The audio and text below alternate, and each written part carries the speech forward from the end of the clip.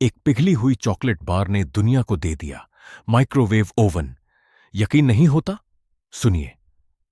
1945 में पर्सी स्पेंसर नाम के एक वैज्ञानिक एक रडार प्रोजेक्ट पर काम कर रहे थे। काम करते करते उन्होंने नोटिस किया कि उनकी जेब में रखी चॉकलेट बार अचानक पिघल गई, जबकि वहां कोई गर्मी नहीं थी। वो समझ गए कि ये मशीन के माइक्रोवेव्स का कमाल है। उन्होंने तुरंत पॉपकॉर्न के दाने मशीन के पास रखे और वो कुछ ही सेकंड्स में फूट गए।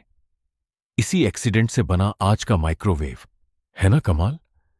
वीडियो को लाइक और चैनल को सब्सक्राइब करना मत भूलना।